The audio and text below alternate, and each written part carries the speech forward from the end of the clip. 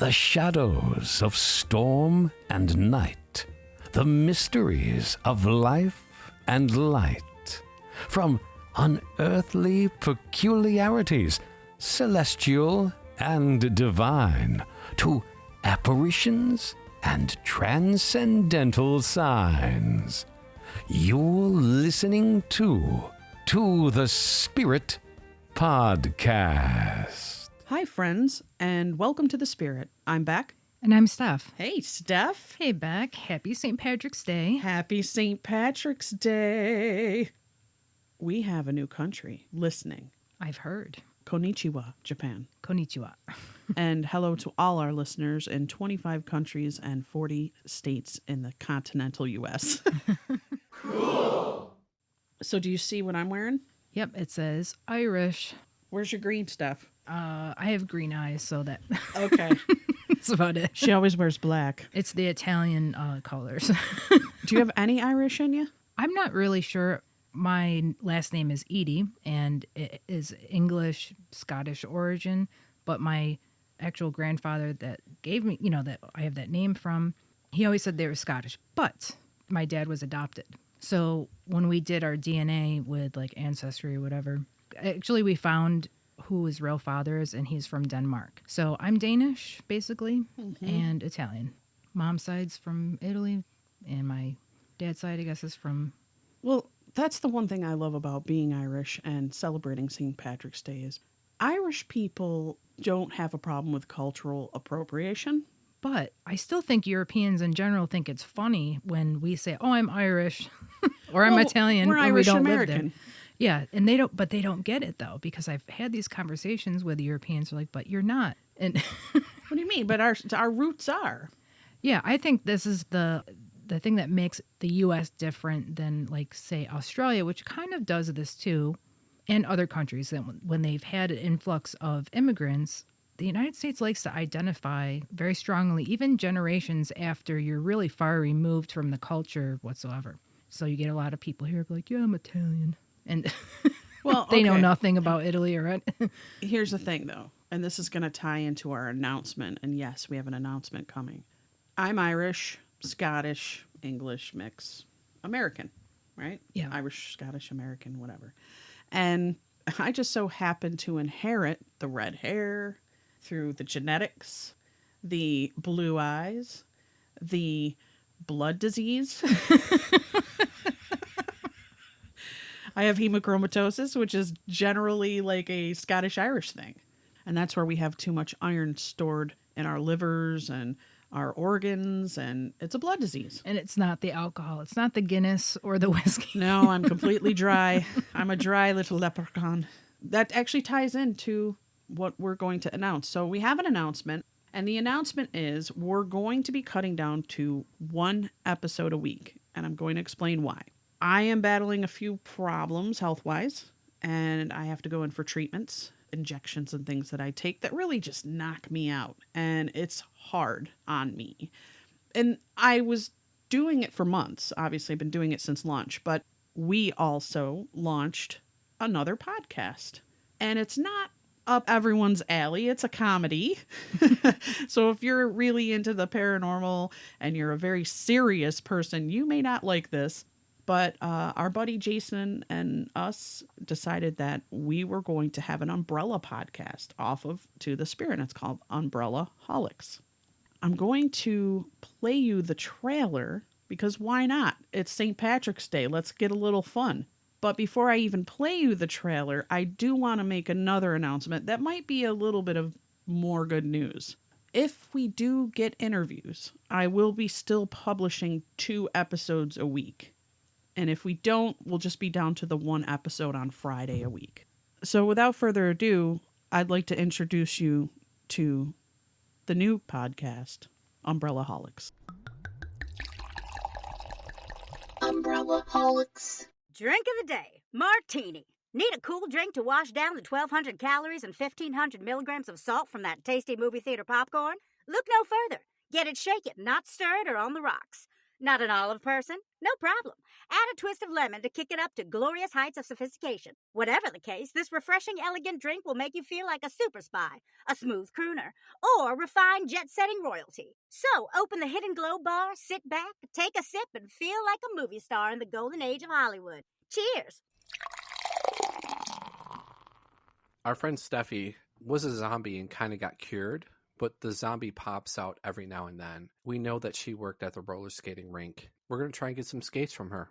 Hi, this my bright skate. I'm feeling like a nail poking my heel. I actually need some skates. One at a time. You go one at a time. One at a time. I'll use a size 7, please. Okay, you size 7. What you size? Well, okay, I'm size 5.5, but listen, do you have half sizes? No, you wear a big size. That's it. Okay, but I really need mine to be white. Only brown, orange wheel. That's it. That's all we got. Somebody on the skating rink, though, has a white skate. Those are their skates, not ours. Ours brown. UmbrellaHolics. I hear you got some stories to pitch for some motion pictures. Let's start this off. Let's go. All right, well, mine's it's just like a fast log line. Okay, there is a 12-inch plastic ruler that cruelly conquers a desk. And then the pencils rebel. It's a romance. Is this going to be animated or is this like live action? Live action, definitely. Budget, what's that going to be? It's going to be cheap. We'll go to Staples. I'll tell you what. I'm going to count to 5. And on 5, if you're still here, I'm going to firebomb your apartment, all right? Get out!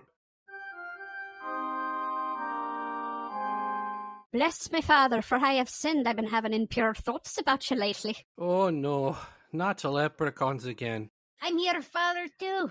And I'm here to torment you with all my sins. Many sins. I'm King Brian O'Connor from Knocknasheba. We've done drugs. Yeah, Father, I did lots of drinking myself. What kind of drugs do leprechauns do? Everything the people do. Except the 4-leaf clovers, those are especially dangerous. I eat the crumbs that fall from the big sinners' tables. Did anybody die during your... No, I don't think anyone had died. Methinks the Father forgives. Father? Hey! That sounds like a lager. Are you drinking lagers, Father? The Father's got to have a little fun too, you know. Let's all go to the lobby. Let's all go to the lobby. Let's all go to the lobby to get ourselves a treat. Let's talk about some movie stars we met. Lizzie, did you ever meet any movie stars? Well, I don't want to take you back to my why I got my union card, but I was in a play off-Broadway at St. Anne's Warehouse starring Al Pacino, Marissa Tomei, Diane Wiest, David Strathairn, Aidan Quinn. What? Yeah, it was called Salome, and I was the slave, and I had 2 lines, and I messed up one of those lines the first night. That's amazing. Did you say hi to anybody backstage or interact with them? Yeah, I loaned some gel to Aidan Quinn because his hair was and I was like, I got gel, Aidan. Disaster loves him, by the way. She's going to be so jealous. Oh, really? Oh, my God. Yeah, he's really nice. His wife's name is Elizabeth, apparently. And then Al Pacino, because they made me join Equity because of this, he was like, they made you join the union? Ah, they got you. Wow. That's pretty amazing.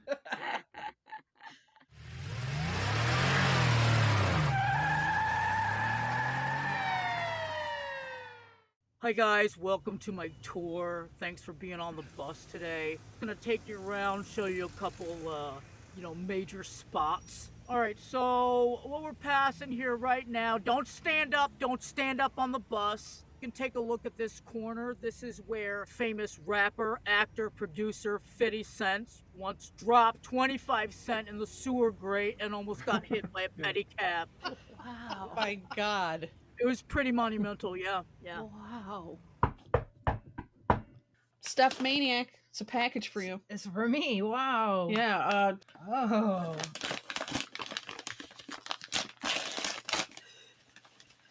Smells good. What do you got? Well, one, it is a plaid button-up shirt, like the grunge style. Oh, a flannel? A flannel. And beautiful. What's that? It says, help. Kurt and Tupac are still alive. And they have taken me for ransom. They aren't really dead. Eddie Vedder. Oh. And in case, what's that say? In case you're wondering, oh, I'm still alive. Everybody had a persona, though. You had Lewis the Warlock. Remember him? Yep. Lewis the Warlock used to wear duct tape around his arms and legs, and he would shoot flames. Yeah, he had like a little machine out of his wrists, Yeah. like a magician. He'd flick his wrist. Yeah. He'd flick his wrist and fire would come shooting out. I knew a dude who went by the his Christian name Chuck the Vampire.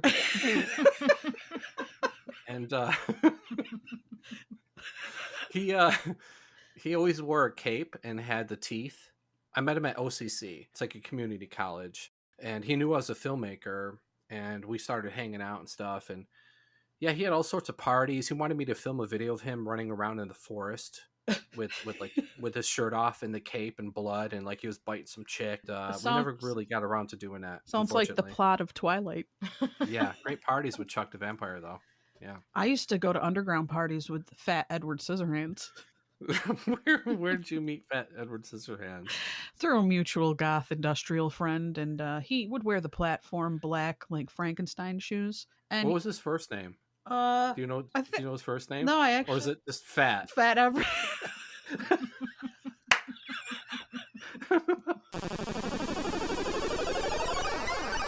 For $1,365,023, you have to go on 3 dates in a row. First date is Louis Anderson. Second date is Anne Ramsey from The Goonies. And the last date is Richard Simmons. You must give all of them a passionate goodnight kiss. Which one would you date for $1,365,023? Well, I'm going with Anne Ramsey.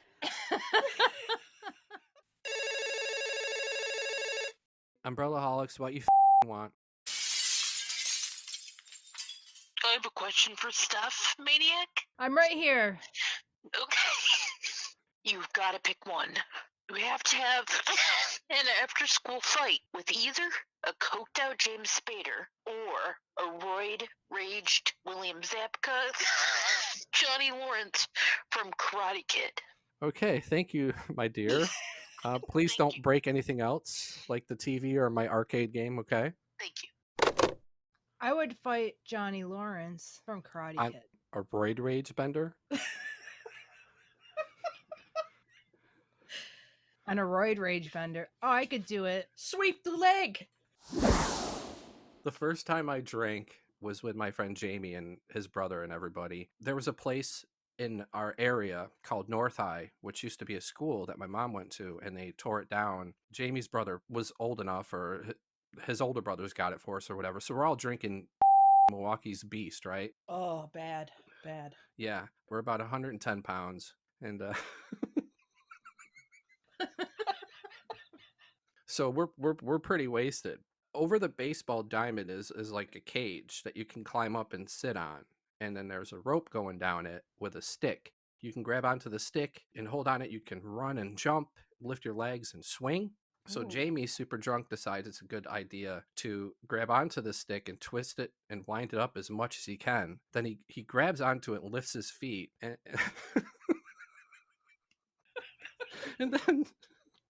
then he starts spinning like Tasmania Devil.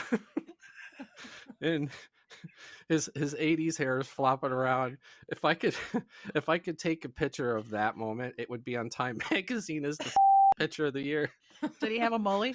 Oh my god, it was flapping in the wind like Fabio. Oh, J Maniac. Okay, let me see. Whoever licked it really well because I can't even get the card out. Oh, it's a sunset on the dock in the sunset. It looks like we'd want to be there on drugs.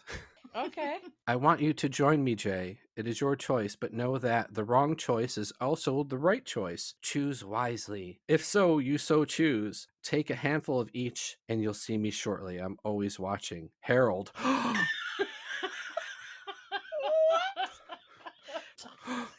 my God. I'm trembling.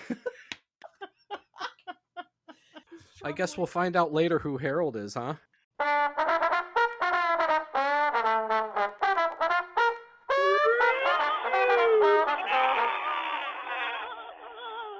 UmbrellaHolics. So what'd you think of the trailer, Steph? Pretty good. I mean, we lived through it. We did it. So it sounds different to hear that, but it's amusing to me too. There's a lot of swearing, and I thought it was hilarious to put the beeps in, even though we swear on this podcast.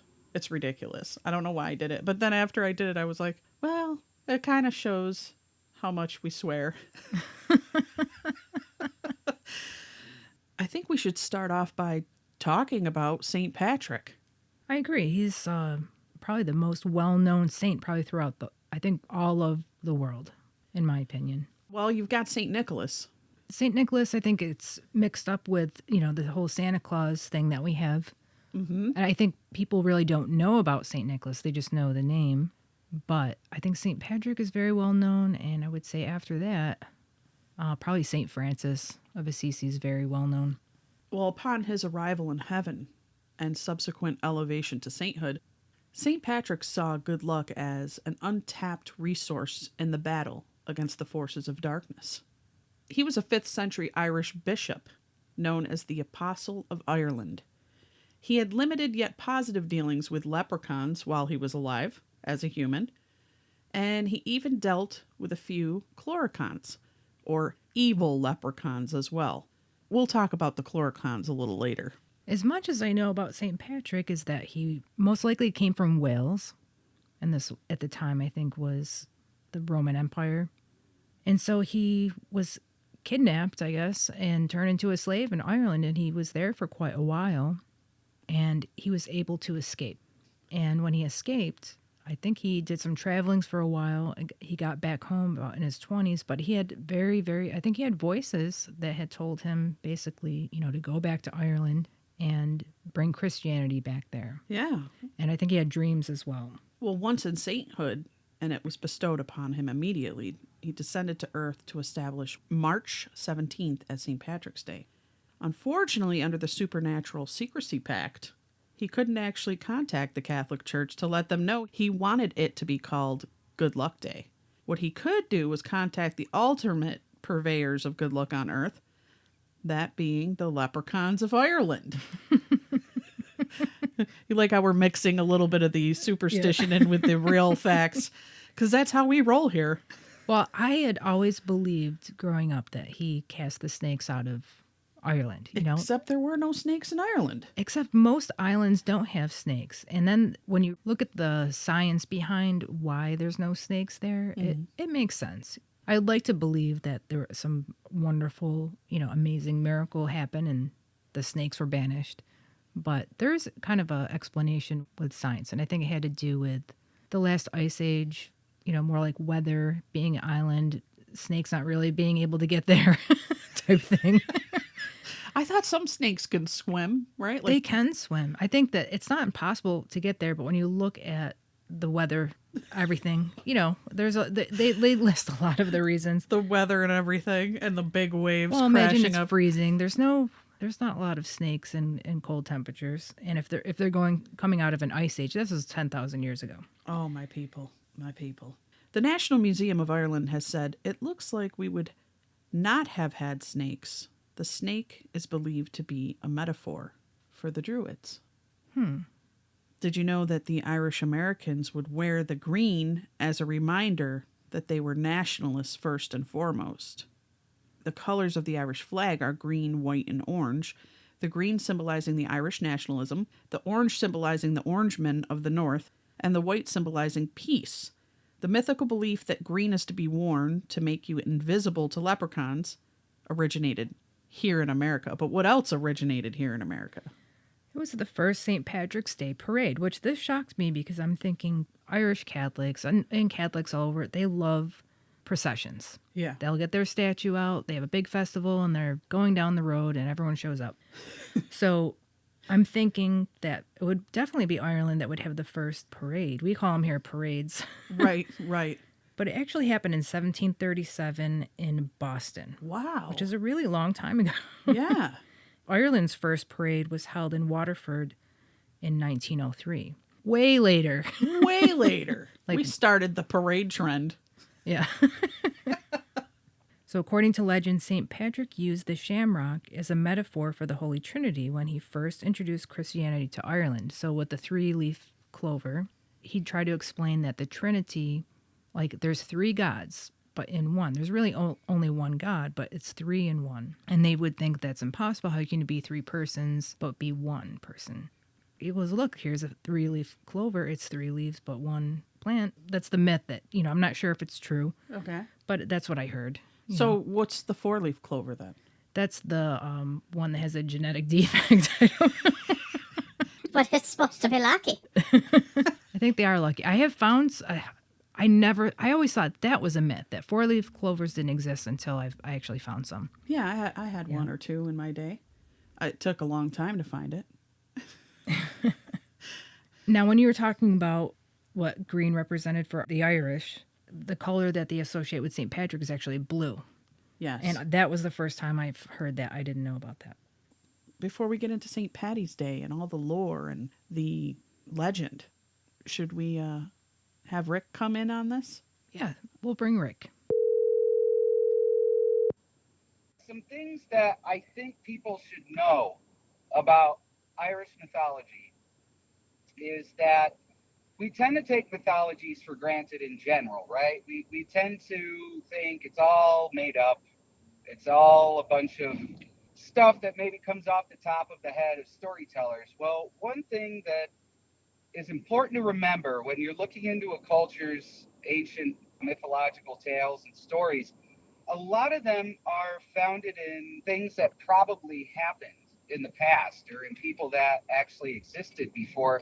And in Irish mythology, particularly, this is important because we know that throughout much of the world, throughout history, no matter where you live, too, whether it's here in North America or in Europe or anywhere else, there's tons of invasions that you read about that go back throughout history, people after people after people. Well, in Irish mythology, it's almost way more so detailed and a lot less fantastical. Don't get me wrong, there's a lot of incredible stories of adventures and mythical objects and peoples, but we can really glean a lot of information from their tales. And also, the other thing you want to remember when you approach it, because there is so much to read, so much interesting stuff, that there are cycles to it, a lot like Greek myths, where there's times of where each different hero kind of reflects the values of that society at the time. The 2 most famous Irish heroes going back in time would probably be, the first one being Cuchulainn, which is Gaelic for the Hound of Cooley. He was very much like a lot of the heroes you'd read about at Troy, like Achilles or Ajax or people like that, where they were almost indomitable, that they couldn't be defeated by anyone. And the same goes for Cuchulainn. I'm just going to rattle off a couple of stories here, short ones, because we Irish, we like to talk a lot and our stories are pretty long. I don't want to...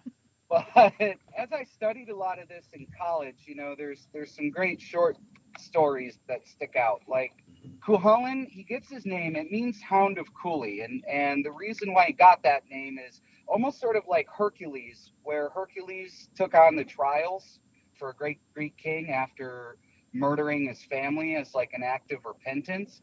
Well, Cuchulainn was a young boy of a lord or local Irish chieftain or king, and as a young boy, he accidentally, well, I shouldn't say accidentally, he did it on purpose, but he didn't know whose hound it was, but he killed this great hound of another king. And the name Hound of Cooley, he meant it as a way to take that hound's place. This hound was like a great champion of this king. So Cuchulainn took the hound's name as a way of filling its role and spent a time serving this king. But there's another great story of Cuchulainn years later in life when he was sort of a traveler, think like the old TV show, The Journeys of Hercules, kind of like that. And he approached this walled fortification of this one king. He was looking for work, and he is stopped at the gates. And obviously the guards were suspicious of who he was. So he told them he was looking for work. And they said, "What can you do?" And he goes, "I'm a great bard. I can sing great songs and tell great stories." And they said, "Well, we already got one of those." He goes, "I'm a great warrior. I could fill the ranks of his army and slay dozens of men in his name." And they said, "Well, we have plenty of those. We don't need another one of those." He said, "Well, I'm a great champion. I can serve as a great champion of the bodyguard retinue of the king." And they said, "Well, we have a strong bodyguard. We don't need any of that." And, it goes on and on and on. He lists every role you can imagine. Finally, he stops for a moment and he asks them, "Do you have someone that can be all of these things?" And obviously stunned, they said no, and let him in. And it just tells a lot about the types of things that the Irish valued at that time, right? Like, they valued a person who could do all of those things. They were all about this sort of Renaissance man culture during that time, but it shows what they really sought in their heroes at the time. Cuchulainn was valiant, unbeatable, could do anything. And, in every story, every great trial he went through, he always came out on top. And over time, he eventually dies a valiant death in battle. Just like how Achilles had his Achilles heel, Cuchulainn was given to these fits of rage. When he went into them, it would think like the Incredible Hulk. Nobody could stop him, calm him down, anything. Well, in this great battle, believe it or not, to rescue a bull, long story, I'd be here for an hour trying to explain it, but in this great battle, his rage gets the better of him, and he forgets what the Lady Morrigan told him, that it would lead to his doom, and he takes a wound and dies. But the next great cycle, the head of that cycle, that time period, the great warrior that they always told stories about, was a guy by the name of Finn McCool. And Finn was very different, whereas Cuchulainn, maybe he had friends that traveled with him occasionally. He was very much, the lone gunman type of character. He did things on his own. He didn't have much in the way of weaknesses, things like that. Finn McCool was very different, and he came about during a time of great trial and tribulation for the Irish people, Viking invasions, and then later on, as his stories were told for centuries and more stories created for centuries, Finn came to reflect whatever, first being a hero, but then eventually sort of a reflection of the Irish enemies too. He starts out as this leader of a great band of warriors called the Fianna. They named themselves after him. And in the early days, he was a giant. He was very strong, but you could get the better of him by outthinking him or outwitting him, things like that. But he had a good heart. As time went on, he became more of a joke, really. I don't want to make any Irish people mad, but there was plenty of stories of him embarrassing himself, being outwitted by villagers and things like that. Never really quite a villain, but it was almost like the Irish put what they, like what they kind of projected as what they were fighting, like, on him, or used him as a way to maybe bring some laughter and some levity to each other during hard times. They would invent these stories. But to me, beyond the hero cycles and everything else, the story of the Tuatha Danann is probably something that even if people don't know about, they probably do know what it references, which is the little people, basically. Not really the leprechauns, but the fairy folk. Tuatha Danann is the Gaelic word for them, and they were the second to last of Ireland's invasions before recorded historical times. They're a very incredible people, and I'm going to get to them, but I'd like to kind of come back full circle to what I was talking about in the beginning, where they really, within Irish myths, especially about the invasions, there's probably a lot of information there that a studious, sort of careful eye can use to get a glimpse into their actual sort of pre-recorded history. Because Ireland went through several mythic invasions, but all of them seem to have characteristics which might actually signify real peoples. The first wave, they were called the Partholon or the Partholan, and they were very much a villainous people. Sometimes people say they were like almost sort of like giant cyclopses or no-eyed giants. They came to Ireland at a time when it was known as the land of the happy dead. Their leader's name was Partholan or Partholan, and it was a very different country then. It had a single plain, they said, and 9 rivers and 3 lakes developed during the time of the Partholans, almost like they were bringing it life, but they were gigantic and deformed and very violent themselves. It was almost just like their presence was starting something in the history of Ireland, like bringing life to it. And an even more giant and deformed people called the Fomorians followed, and they fought a vicious civil war where eventually the Partholanians did defeat them and drive the Fomorians into the sea. So this could be their very first, going back to maybe Neolithic times, like the great first war of invasion in which I guess you call the native peoples the first ones there. They were successful, but unfortunately the Partholanians themselves, they say, were wiped out with a plague shortly afterwards. And afterwards we have the Numidian.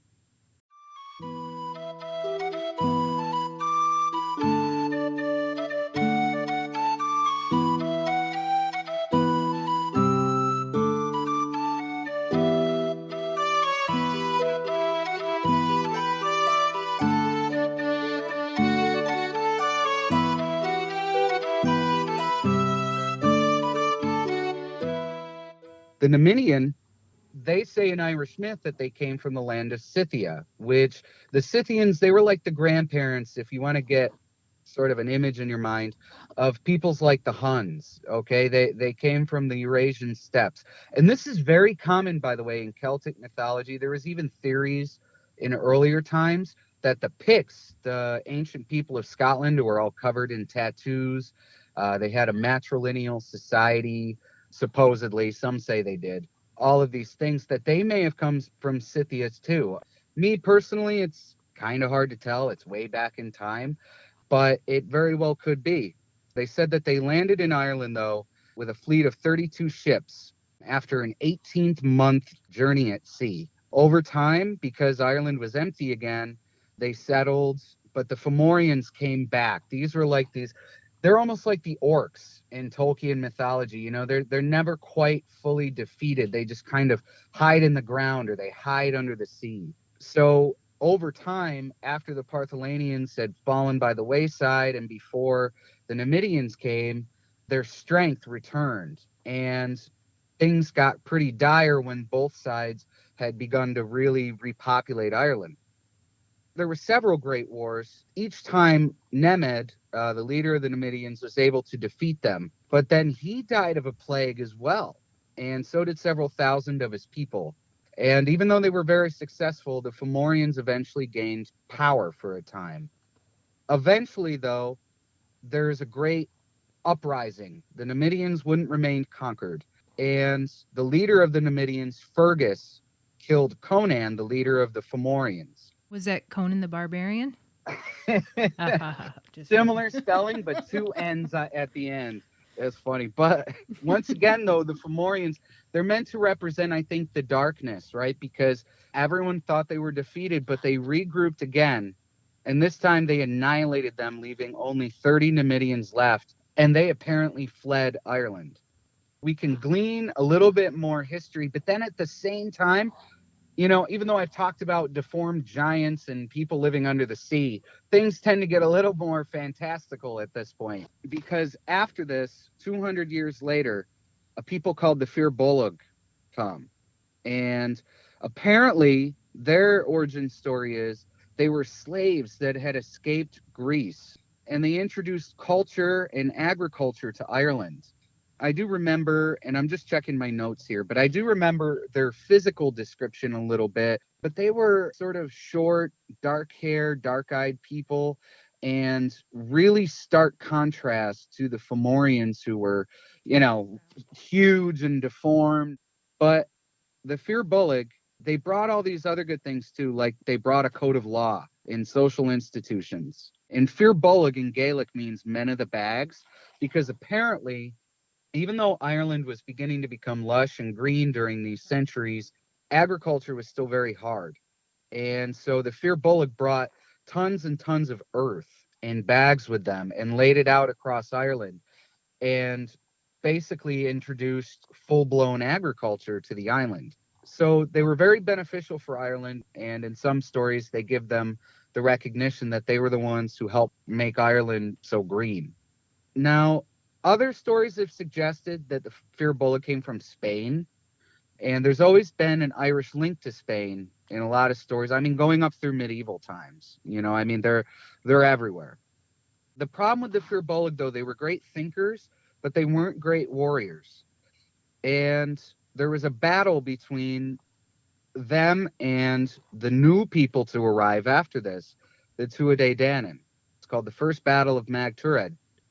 They were able to keep the Fomorians at bay, but not fully defeat them. And against the Tuatha Danann, they were basically helpless because they were more about agriculture, society, sustainable growth, these types of things, but they weren't great warriors. The Tuatha Danann, though, they were magic conjurers. Think like the elves from Tolkien, okay? They were, in some stories, they were immortal and they were uncomprehensibly wise and very beautiful people, and they possessed magical powers which more than substituted for their small numbers. I think that's because the probiotic from the yogurt they created.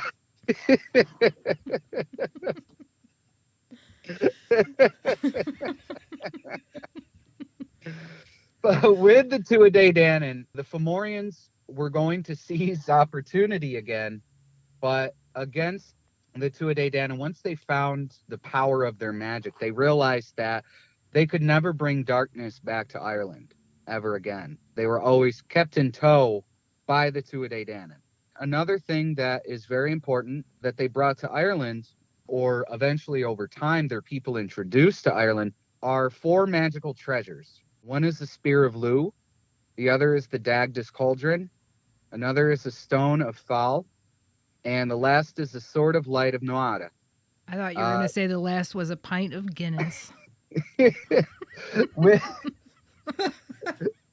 But if you notice, though, all of these things were not only held by great warriors and given their power, or great thinkers or great priests and priestesses, but each thing kind of represents a cornerstone of their culture. The spear representing strength in warfare, the Dagdas Cauldron actually representing things like strength of religion, the Stone of Fall sort of building in society, the Sword of Light of Nuada being intelligence and trust in enlightenment, I guess you could say. And they ruled Ireland for a very long time. People called them Milesians. The Milesians were a Celtic people, and they came from somewhere in Central Europe, where apparently they had already had a great base of power. But a man by the name of It saw the coast of Ireland when he was in Spain, journeying there, and he vowed to conquer it. Before this, the Tuatha Danann had been very successful in keeping Ireland secret from the rest of Europe. But somehow he was able to see it. And at the same time in Ireland, the Tuatha Danann were sowing their own seeds of destruction, because Niet, king of the Danann, had just been killed in a battle with the Fomorians, as basically the Tuatha Danann were attempting to eradicate them for good. This led to great confusion in their society, so the Milesians, capitalizing on it, invaded.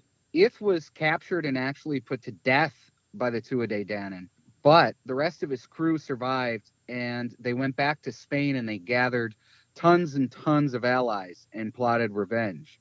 Eventually, there was significantly more battles as they came back again and again and again. They were determined to take Ireland. And eventually they defeated them in a battle at a place they describe called Telltown. The Tuatha Danann weren't completely dispelled or driven from Ireland, though. And basically what happened was the Milesians knew the benefits that their mere presence of the Tuatha Danann brought Ireland. The mysticism, the magic, how they were keeping the land healthy and strong and even growing it. So they came to a deal with the Milesians. The Milesians would rule the physical realm. They would walk the earth in Ireland. And the Tuatha Danann would live in sort of the afterlife. And the closest thing to like a portal, I guess that you could call it, where they could sometimes reach into our realm would be the giant barrows and downs, the giant man-made sort of hills that you see dotting Ireland. And over time, they kind of became a fairy tale where people shrunk them down to miniature size. Leprechauns are kind of related, but not. I mean, that's a really complex thing to go into. Some Tuatha Danann were good. Milesian, and later on, they call themselves Irish families, would talk about leaving things out for the little people in their home, meaning them. They would bring beneficial or benefits, I should say, to the household at times. Other times, they were like any other people. Some of them hated the Milesians, hated the Irish, and they might be, sort of nasty little people that need to be kept at bay or expelled. Nowadays, there's this push to not really grant any historical context, but when you have a people who have been passing down these stories forever, and they can even say whereabouts that they came from, I think there might be something to it there, especially as over time we talk about the Celtic links between Spain and the rest of the Celtic world, especially Ireland. I think there is a lot in there that, maybe we'll never fully figure out what's real and what's not. It's really quite extraordinary. And believe it or not, that's a brief synopsis. If I were to tell you the whole story, it'd be like if I was reading the Silmarillion to you guys from front to back. We'd be here all day. But they have a really interesting story. I would say anybody who really loves fantasy would have a ton of fun reading about the mystical Irish heroes, the invasions, and there's also plenty of just fake stuff out there. One last character and person I'd like to talk about would just be, there was a Scottish poet by the name of James Macpherson in the mid 1700s, he was Scottish, but wrote a lot about both Scottish and Irish supposed mythology. Really, these epic poems he was writing were works of fiction for the most part. He may have heard stories from Scottish and Irish peoples and maybe lifted some of their characters, but they all sort of came out to be forgeries. But one of the most enduring and still exciting characters you can read about is Oisin. Oisin was, depending on what version of the story you read, he was the son of Finn McCool. He was sort of this tragic character. He was a great warrior, but also a great bard in his own right. There's a great story. Once again, it's super long, and I don't want to give it away. If you really like Greek stories, it might kind of sound familiar, but he falls in love with a goddess of the sea who tries to bring him eternal life. And he goes out to sea. I mean, he lives on the sea, basically, walks on water, and is never allowed to set foot in Ireland again, but then he does. And, it brings about all sorts of stuff, really interesting stuff to read. To me, learning about a lot of this stuff in college, it got me back into great fantasy writers like Tolkien and others. And you can also see where they may have gotten some of their inspiration. There's a lot of people out there really passionate about this history, and I'm sure I'm going to get a lot of corrections. I'm going off the cuff here, though, guys. I studied this stuff quite a while ago, but just looking it back up again makes me want to sort of reread a lot of this. So, yeah, I would say go out there and study it, especially if you're into even Irish history, Irish or Scottish ancient history. And believe me, you won't be bored. There is a lot of cool stuff in there. Thank you, Ricky. I know you're busy out delivering green beer. We heard you in your vehicle, and to be able to bring this in while you're driving was amazing. And I thought it was pretty comprehensive. Oh, great. I'm glad I made sense. Well, hey, I just want to tell everyone out there to have a good St. Patty's Day. I hope they get a chance to see their families and maybe go to Mass, maybe have a big dinner, whatever it is, whatever tradition you follow. I hope you get to do it, and I hope you have fun. Thank you, Rick Schlange. That's how you say Bye, it? guys. Slan. Bye. Bye. We should talk a little bit about leprechauns. The leprechauns. I grew up with a father, and I talked about it earlier. He was adopted, but he had Scottish and Irish influence on him. My dad believed in the little people, and he swore he saw one when he was a child. I saw two little people at the end of my bed But when they I was a weren't kid. leprechauns. Well, they weren't wearing the the traditional leprechaun gear. He would really get me going, and I grew up watching Darby O'Gill and the Little People, which I don't know if Irish people are fond of that movie at all, but I was growing up. I thought it was great. And you got Sean Connery was in that. I don't know if did you see that? Never. It's wonderful. There's a banshee in it, and it used to scare the crap out of me. Legend has it that a leprechaun is a type of fairy that stands about as tall as a 3-year-old child. A leprechaun is usually described as a bearded man who wears a green suit and a hat. It's believed that there are no female leprechauns to be found. I wonder why that is. According to stories, the leprechaun is a shoemaker who spends most of his time making and fixing shoes. In fact, some say when a leprechaun is near, you can hear the tap, tap, tapping of his tiny hammer as he drives nails into shoes. These little men are also said to be very mischievous and enjoy playing tricks on those they meet.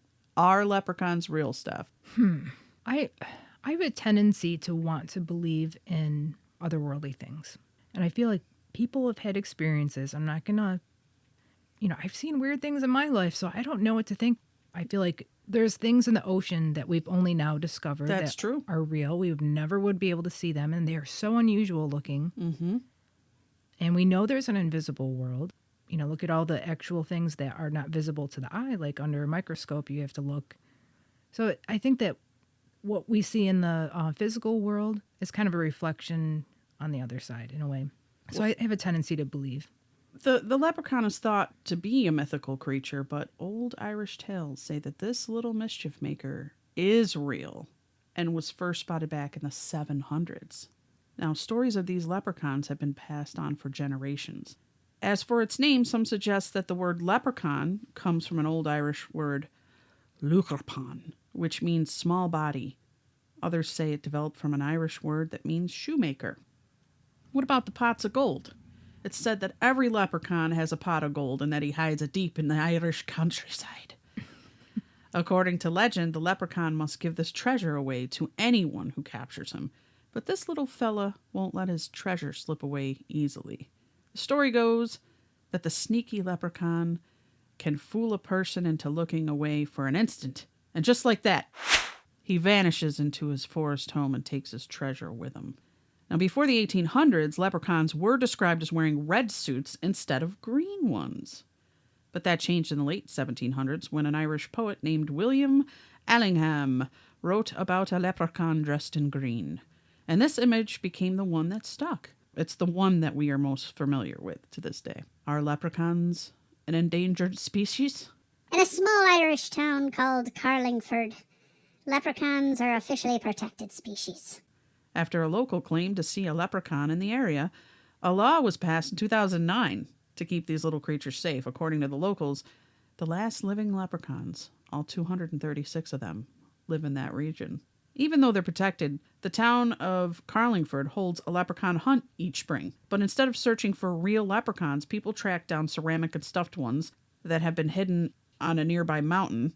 Those who find a leprechaun win a cash prize. Let's go out, Steph. Let's do it. That sounds like a lot of fun. We can't promise that you'll see a leprechaun, but there are a few places around the world dedicated to the leprechaun. There's Leprechaun Park, and that's in Mill Ends Park in Oregon, and it's the world's smallest park.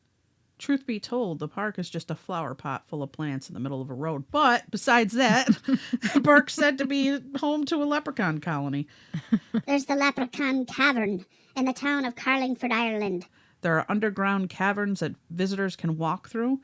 A tour guide explains the history of leprechauns and tells the tales that the leprechauns that are said to have traveled in these underground tunnels. There's a leprechaun museum in Dublin, Ireland, beginning back from the first ever sighting back in the 8th century to modern day. Just talking about Irish stuff, you just can't help break into. I can't. It's in my genetics. It's in my DNA. She doesn't sound That Irish. Irish American.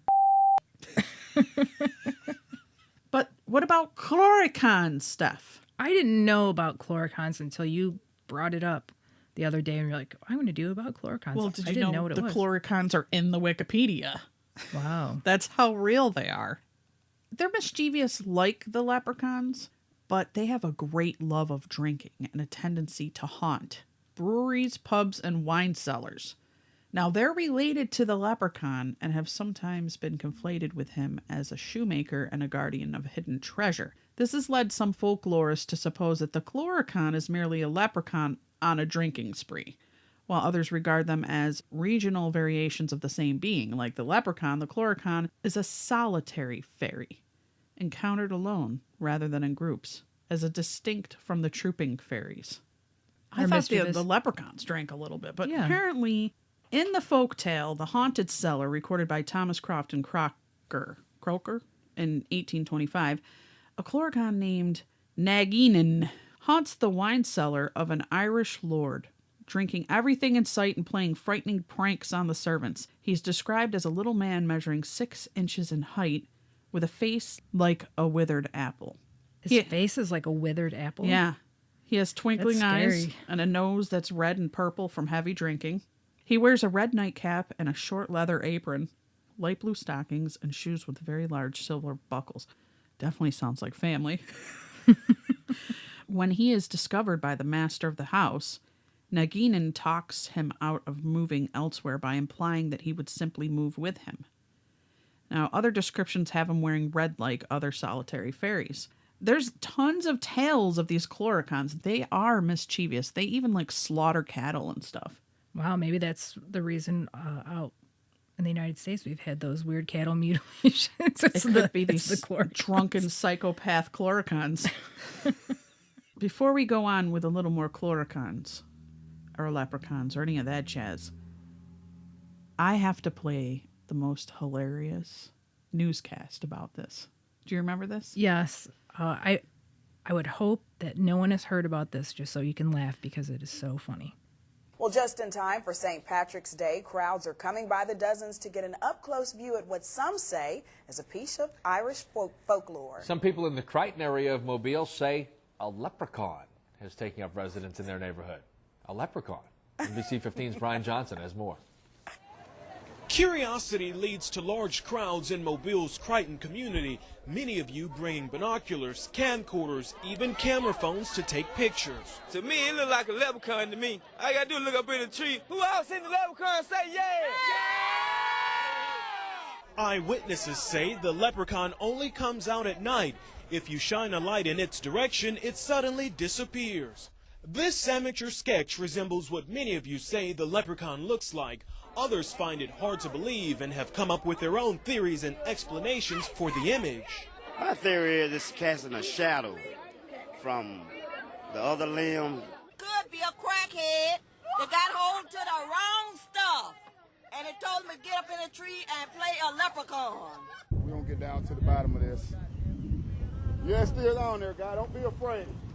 Don't be afraid, man. This guy helping to direct traffic says he's prepared for his encounter with the leprechaun. He's suited up from head to toe. This wars off spells right here. This is a special leprechaun flute, which has been passed down from thousands of years ago from my great-great-grandfather who was Irish. I just came to help out. Others just came to get lucky in hopes a pot of gold may be buried under this tree. I'm gonna run a backhoe and uproot that tree. I want to know where the gold at. I want the gold. Give me the gold. I want the gold. This is Brian Johnson, NBC 15 News. People will do anything for a pot of gold. I mean, anything. Okay, so for those of you who haven't seen this and are just listening, there's a point where a gentleman has a leprechaun flute that was passed down from his Irish ancestors.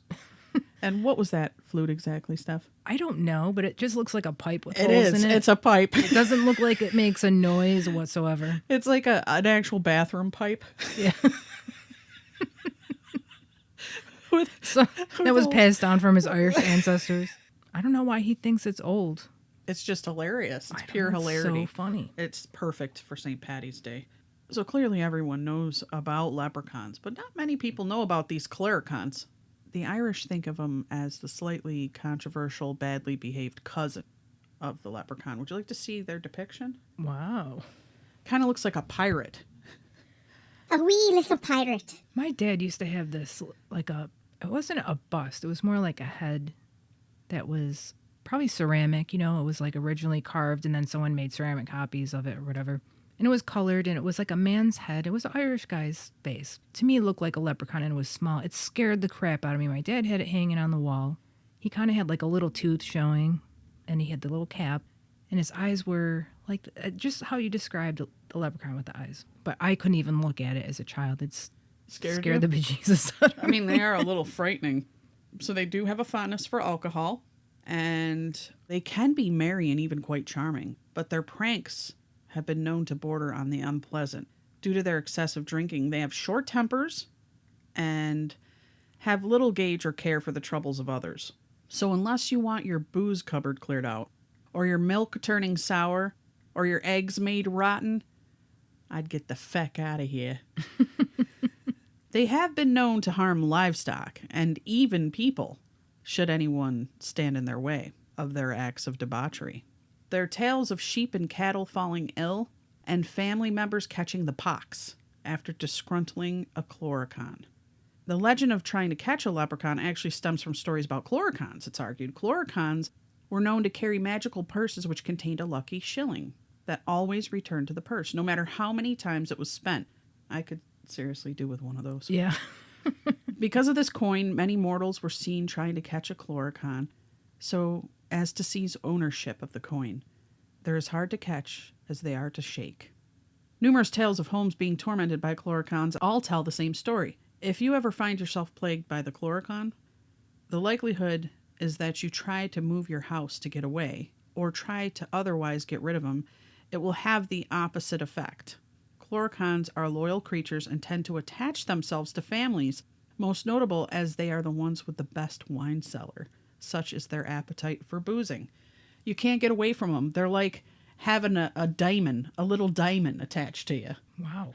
Like I was telling you how in Darby O'Gill, The Little People, it was my first encounter of what is called a banshee. And in the movie, it's like this wailing ghost that basically, I don't know, this was one of the scariest things I've ever seen as a kid, this scene in the movie. And so I'm looking here to, I've never looked it up to see what a banshee really is. Oh, yeah, banshees are freaky. Yeah. Woman of the Fairy Mound, or Fairy Woman, is a female spirit in Irish folklore who heralds the death of a family member, usually by wailing, shrieking, or keening. I've never heard of that word.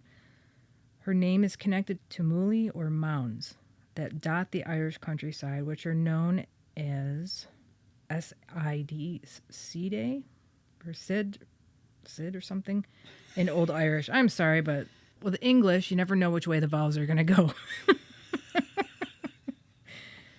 So it says sometimes she has long streaming hair and wears a gray cloak over a green dress, and her eyes are red from continual weeping. She may be dressed in white with red hair and a ghastly complexion, according to a first-hand account by Anne Lady Fanshawe in her memoirs. So whoever that woman is, I guess, had a personal encounter. But that's like the Grim Reaper, too. That's like one of those things that you see. People witness this big, shadowy person that has a sickle. Yeah. Then someone's going to die in their family. So this is the size of the banshee is another physical feature that differs between regional accounts, though some accounts of her standing unnaturally tall are recorded. Sounds scary.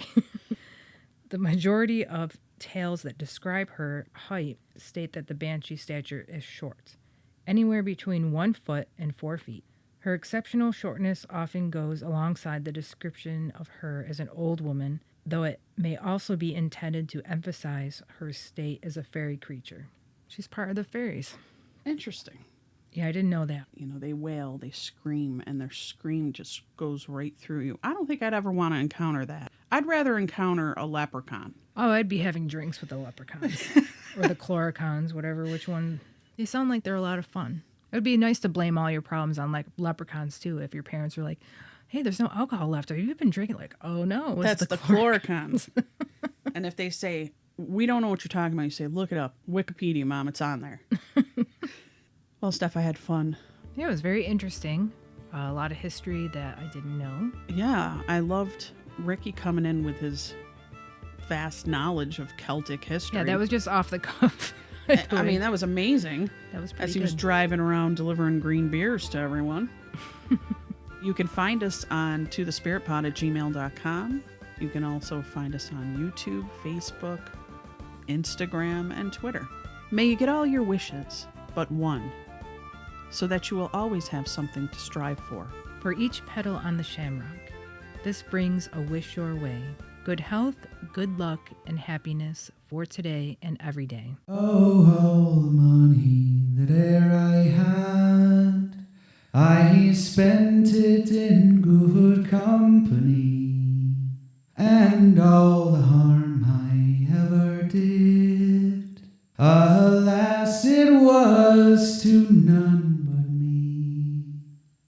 If it should fall into my lot that I should rise and you should not, I'll gently rise and softly call, good night and joy be with you all. Oh, all the comrades that e'er I had, they're sorry for my going away, and all the sweethearts that e'er I had, they wished me one more day to stay. But since it falls into my lot that I should rise and you should not, I'll gently rise and softly call, good night and joy be with you all. Oh, if I had money enough to spend, and leisure time to sit a while, there is a fair maid in this town, who sorely has my heart beguiled. With rosy cheeks and ruby lips, I know she has my heart enthralled. So fill to me the parting glass, good night and joy be with you all. To the Spirit Podcast. Supernatural Science. I'm ghost. Psychic. Mystic. Spirit. Divine Source. Heaven. The dead. It's magic.